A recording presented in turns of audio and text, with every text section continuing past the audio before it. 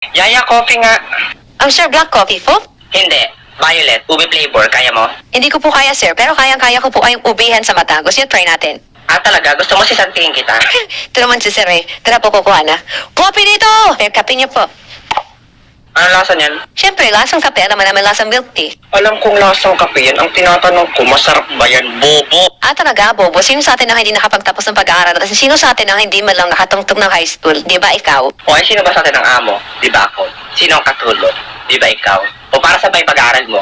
Sus, kaya lang naman naging mayaman dahil mayaman yung pamilya. Bobo naman. Tapos korakot pa sa kumpanya, tapos ko-rape. Yaya, naririnig kita. Buti naman. Lumayas ka sa harapan ko, baka mapatay kita. Okay.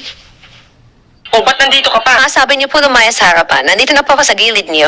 Inday, ang utak mo nawawala, Pakiana! Sir, umiiyak ka po?